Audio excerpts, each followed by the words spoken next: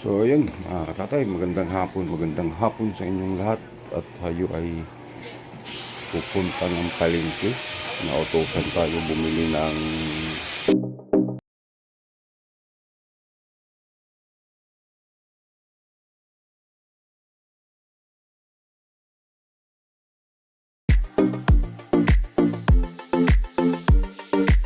manok.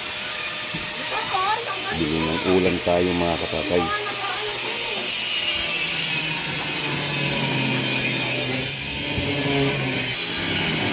So yun, mga tatay, samahan niyo ako. Malingki tayo. So let's go. So yun, mga katatay, lakad lang tayo. So dahil nautusan tayo, mga katatay, nautusan tayo ng asawa natin bumili ng ulam. Kaya pag wala kang ginagawa, talagang utusan ka. Day off mo nga. Pag hindi ka pumayag na utusan, mamalingki, yaw-yaw ka talaga, bunga ka talaga. So kaya ngayon to, punta tayo ng palengke, bili tayo ng ulam, mga katatay. Lakad-lakad lang tayo para exercise din to. So yun, mga katatay, update ko kayo mamaya. So ito yung lugar namin, dito lang. Ito yung labasan namin dito. Paglabas niyan, highway na yan, CP Garcia. Labas na tayo. Malapit na tayo sa CP Garcia, mga katatay. Update ko na lang kayo pag nasa palengke na ako. Bye bye. So yan, mga katatay, dito sa CP Garcia. Sinsya na kayo kasi medyo paingay. Nandito na tayo sa highway.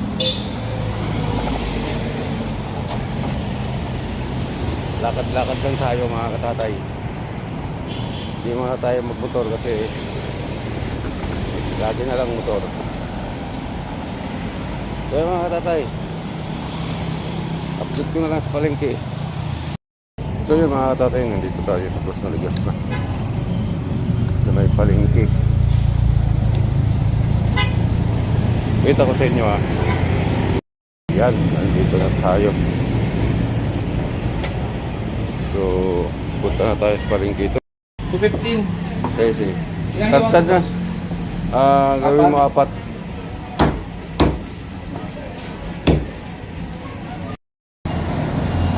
So yun, mga katatay, pabalik na tayo ng bahay.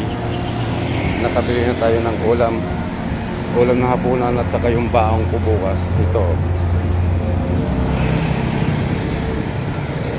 So yun, update ko na lang kayo mamaya. So saglit lang tayo na malingki, mga katatay.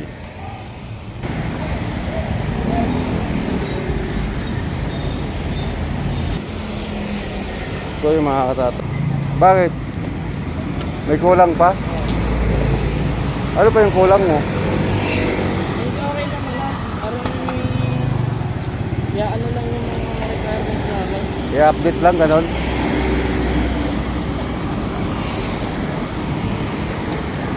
Diyan sa Cubao, wala ba dyan? Civil engineering? Kulang yun eh. Maganda yun.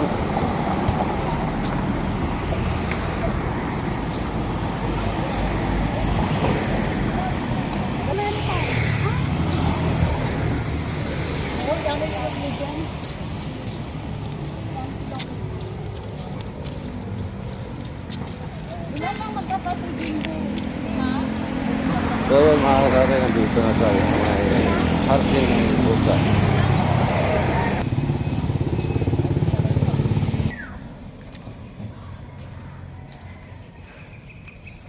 So yun, mga katatay, nandito na tayo sa Hardin ng Rosas. At tayo ay malapit na bumaba din sa may bahay. Sa bahay namin pala. So yun, mga katatay, nandito na tayo. pababa na tayo rito sa bahay. So hanggang dito na itong vlog ko mga katatay. Maraming salamat. At sana ay nakarating kayo sa dulo ng vlog kong ito. Bye bye.